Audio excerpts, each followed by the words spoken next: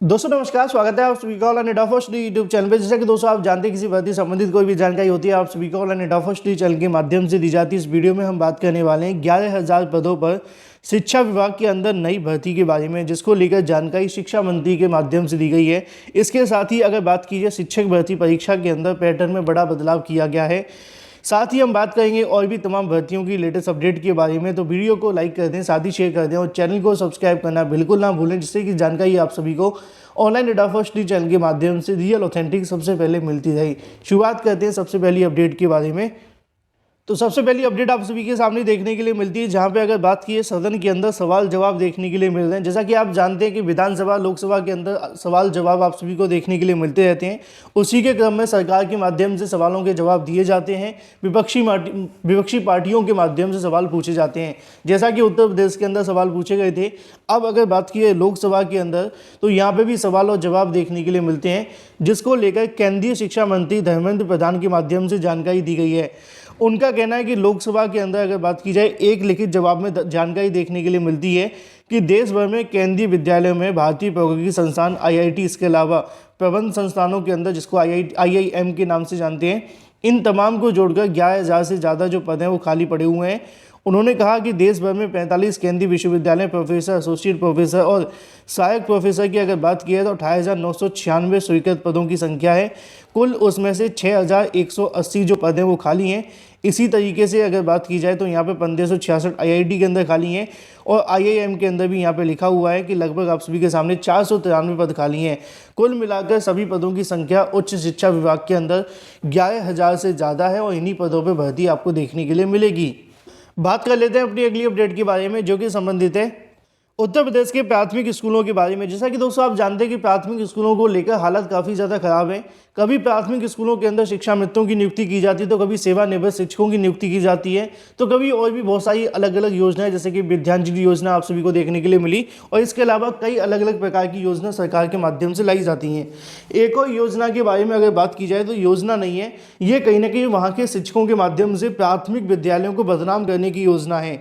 क्योंकि जब प्राथमिक स्कूलों के अंदर शिक्षक बनने का सपना रखते हैं तब तक तो सब ठीक है, लेकिन जब शिक्षक बन जाते हैं तो कुछ इस प्रकार की लापरवाही दिखाई जाती है। और ये लापरवाही नई भर्तियों या फिर जो शिक्षक बनना चाहते हैं प्राथमिक के अंदर, उनके सपनों को भी धक्का देती हैं।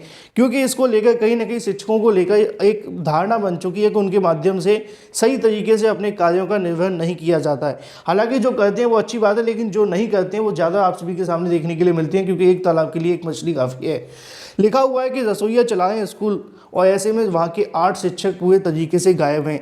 मामला देखने के लिए मिलता है प्रतापगढ़ जिले का सीमा पर अमेठी स्थित स्कूल की अगर बात की जाए तो हकीकत देखने के लिए BSA के माध्यम से सोमवार को स्वयं वहाँ पर पहुँचकर जानकारी देखने के लिए मिली। सुबह 9 बजे का स्कूल है और वो यहाँ पे 10:15 बजे पहुँचते हैं और वहाँ पे देखते हैं कि एक भी शिक्षक मौजूद नहीं है। 9 बजे के बजाय 10:15 बजे तक भी एक भी शिक्षक मौजूद नहीं है। नीचे लिखा हुआ है कि रसोइयों के माध्यम से स्कूल को चलाया जा रहा है। ऐसे में 8 शिक्षकों के वेतन भुगतान पर BSA ने रोक लगा दी है।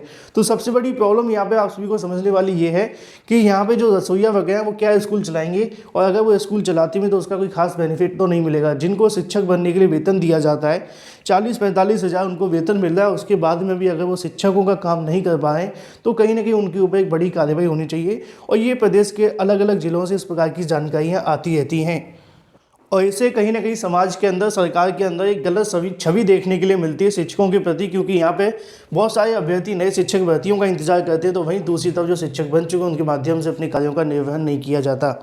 चलिए बात कर लेते हैं अपनी अगली अपडेट के बारे में, जो कि संबंधित है शिक्षक भर्ती पैटर्न के अंदर बड़े बदलाव के बारे में, जिसको लेकर जानकारी आप सभी के सामने देखने के लिए मिलेगी कि शिक्षक भर्ती परीक्षा में इस बार बड़ा बदलाव किया गया है। मतलब जो उसकी परीक्षा उसके पैटर्न में बदलाव किया गया है। अब पैटर्न में क्या क्या बदलाव हुआ है तो आप सभी के सामने देखने के लिए मिल जाएगा कि पहली बार कंप्यूटर आधारित आपको जो परीक्षा है वो देखने के लिए मिलेगी। साथ ही अगर बात की जाए तो 150 की बजाय 180 प्रश्न आप सभी को देखने के लिए मिलने वाले हैं। मतलब पहले आपके 150 क्वेश्चन आते थे, इस बार आपको 180 देखने के लिए मिलेंगे। और ये बदलाव की जो बात की जाए वो आपको TGT में देखने के लिए मिलेगा केवीएस की टीजीटी भर्ती, जिसका विज्ञापन हाल ही में केंद्रीय विद्यालय संगठन की ओर से जारी किया गया है। इसके लिए ऑनलाइन आवेदन 26 दिसंबर तक मांगे गए हैं। जो भी संबंधित अभ्यर्थी हैं 26 तक आवेदन कर सकते हैं। लिखा हुआ है कि केंद्रीय विद्यालयों में शिक्षक और प्रधानाचार्यों की भर्ती के लिए परीक्षा पैटर्न में इसलिए बदलाव कर दिया गया है। इसको लेकर अगर बात की, सबसे खास बात यह है कि भर्ती के लिए पहली बार कंप्यूटर आधारित परीक्षा करवाई जाएगी। टीजीटी पीजीटी शिक्षकों के 150 की बजाय 180 नंबर आपको देखने के लिए मिलेंगे। केंद्रीय विद्यालय संगठन की ओर से शिक्षक भर्ती परीक्षा में पहली बार लीडरशिप पर आधारित क्वेश्चन आपको देखने के लिए मिलने वाले हैं। पिछली बार 2018 में जब टीजीटी की परीक्षा करवाई गई थी तो इसके अंदर यहाँ पे लिखा हुआ है कि एक एक अंक के 150 प्रश्न पूछे गए थे, और इस बार आप सभी को टीजीटी पीजीटी दोनों के अंदर एक ही प्रारूप देखने के लिए मिलेगा। और इस बार सामान्य अंग्रेजी व सामान्य हिंदी के 10-10 क्वेश्चन देखने के लिए मिलेंगे। General knowledge and current affair की अगर बात की तो 10, रीजनिंग के 5, कंप्यूटर, इसके अलावा लिटरेसी की बात की जाए तो 5 क्वेश्चन देखने के लिए मिलने वाले हैं। पेडागोजी का विस्तार देते हुए यहाँ से लिखा हुआ है कि इसके अंदर 40 क्वेश्चन पूछे जाएंगे। इसके अलावा विषय से संबंधित जो आपका महत्व बढ़ाने के लिए 100 नंबर आपको देखने के लिए मिलेंगे। फिर इसके बाद में 60 नंबर की परीक्षा आपकी अलग से देखने के लिए मिलेगी, जिसमें 30 नंबर का आपका इंटरव्यू होगा और 30 नंबर का आप सभी को जो आपकी टीचिंग स्किल से संबंधित टेस्ट दिया जाएगा वो आपको देखने के लिए मिलेगा। कुल मिलाकर यहाँ पे आप सभी का इस बार जो देखने के लिए मिलेगा वो 180 नंबर की परीक्षा देखने के लिए मिलेगी।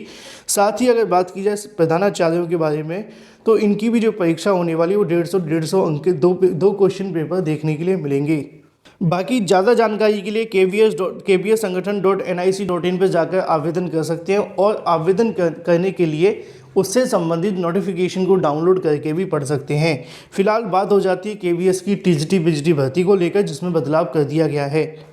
बात कर लेते हैं अपनी अगली अपडेट के बारे में, जो कि संबंधित है यूपीएससी पीईटी 2022 के अभ्यर्थियों के लिए। यूपीएससी अभ्यर्थियों के माध्यम से लगातार इंतजार किए जा रहे थे कि आंसर की जारी हो जाने के बाद से अभी तक इसका प्रोसेस आगे नहीं बढ़ा है, क्योंकि काफ़ी लंबे समय से आयोग के माध्यम से इससे संबंधित कोई भी जानकारी नहीं दी गई थी। लेकिन ऐसे में अब अभ्यर्थियों का जो इंतजार है वो ख़त्म हो रहा है, क्योंकि आयोग के माध्यम से यूपीएससी पीईटी को लेकर काम शुरू कर दिया गया है, जिसके संबंध में कल की तारीख में उनके माध्यम से आंसर की को लेकर आपत्ति के संबंध में नोटिस जारी किया गया है। लिखा हुआ है कि पीईटी में अभ्यर्थी 100 रुपये देकर प्रश्न पर दर्ज करा सकेंगे आपत्ति। प्रारंभिक अर्हता परीक्षा 2022 की उत्तर प्रदेश अधीनस्थ सेवा चयन आयोग के द्वारा जारी की गई उत्तर कुंजी के अनुसार अभ्यर्थी 22 दिसंबर तक आपत्ति दर्ज करा सकेंगे। प्रश्न पत्रों विभिन्न सेट के लिए एक मास्टर उत्तर कुंजी आयोग की वेबसाइट पर उपलब्ध कराई गई है। आयोग ने पहली बार प्रश्नों पर आपत्ति लेने के लिए 100 रुपये का शुल्क लगा दिया है, और ये क्यों लगाया उसके बारे में जानकारी लिखी है कि हाल ही में जब लेखपाल भर्ती हुई थी इसमें 63,000 से ज़्यादा आपत्ति आ गई थी और 3 क्वेश्चन यहाँ पे गलत निकले थे। तो आयोग चाहता है कि जिनको लगता है वही करें, बेवजह किसी क्वेश्चन को यहाँ पे आपत्ति ना की जाए। हालांकि इससे फ़ायदा सरकार को ही होगा, आयोग को होगा, क्योंकि राजस्व बढ़ेगा। बात कर लेते हैं अपनी अगली अपडेट के बारे में, जो कि संबंधित है स्नातक ऑनर्स को लेकर। स्नातक ऑनर्स के बारे में नए सत्र से आपको 4 साल का देखने के लिए मिलेगा।